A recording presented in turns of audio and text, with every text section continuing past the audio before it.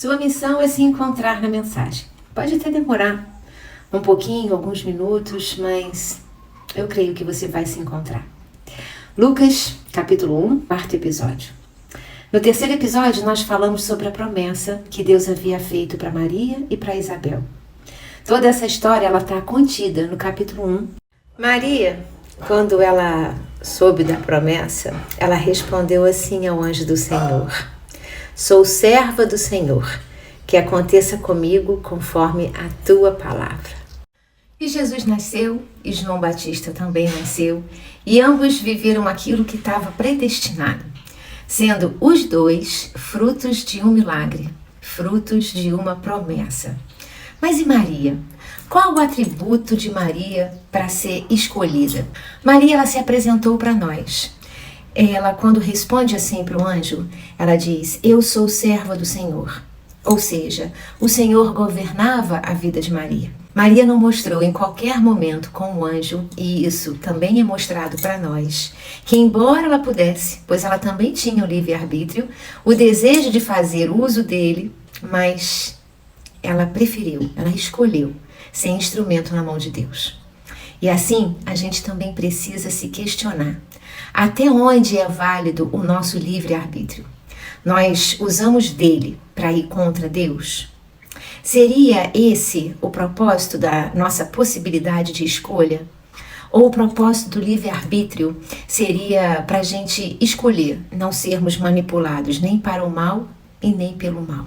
Quantos de nós achamos que temos o poder, que temos o domínio das nossas próprias vidas e que tudo o que temos e tudo aquilo que a gente vive são frutos daquilo que nós semeamos?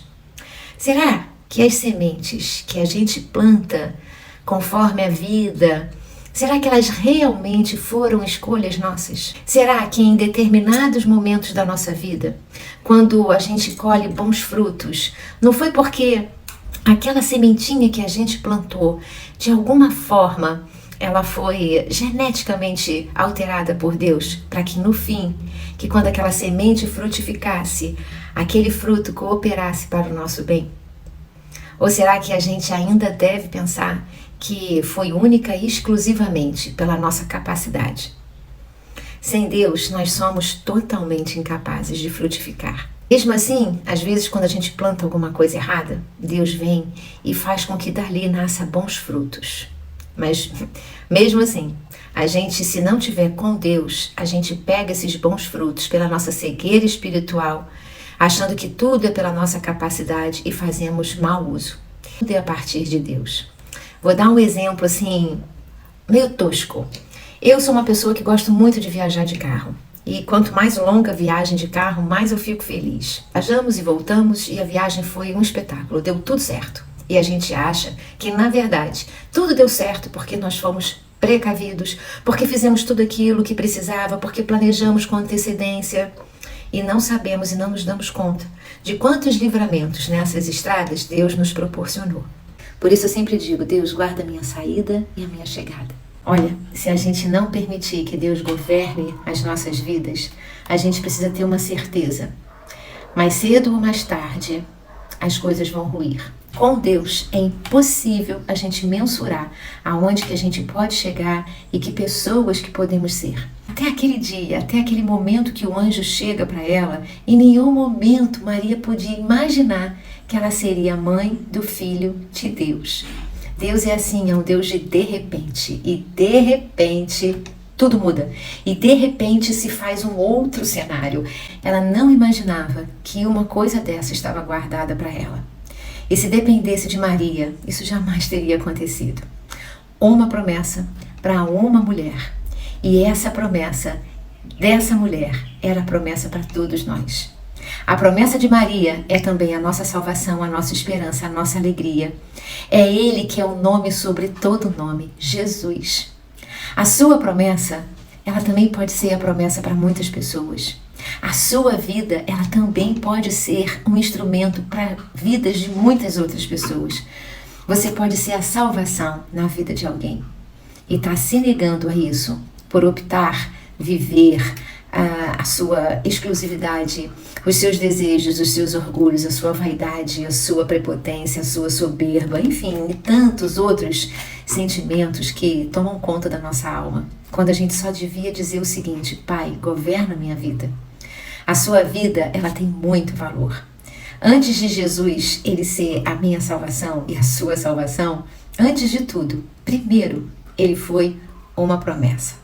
No momento em que aceitamos Jesus como nosso Senhor e nosso Salvador, o céu já é nosso. O juízo é para qual galardão que nós vamos receber, qual a recompensa que nós vamos receber, qual o tamanho das nossas obras, qual foi a intensidade da nossa obediência, do nosso dispor, da nossa entrega, de deixar Deus governar a nossa vida. É isso que vai ser medido para um cristão, é isso que vai ser medido para aqueles que têm Jesus como seu Senhor e o seu Salvador. Qual é o galardão? Então, permita que Deus governe a sua vida. Esteja nos lugares em que Ele quer te levar. Diga as palavras que Ele precisa que você diga para aquelas pessoas onde estão perto de você. Deixe a sua vida, o seu orgulho, a sua vaidade, a sua soberba, o seu amor só por você. Tire os olhos somente de você e olhe para os outros. Seja uma promessa na vida de alguém. Nas mãos de Deus, a promessa do acolher, do entender, do compreender, do cuidar. E permita que Deus, só Ele, governe a sua vida. Fica com Deus, fica com toda essa palavra, com todo esse carinho, e que a palavra do Senhor, ela esteja te alimentando. Que eu esteja fazendo a obra que o Senhor pretende que eu faça. Que somente Ele governe a minha vida e a sua também. Amém.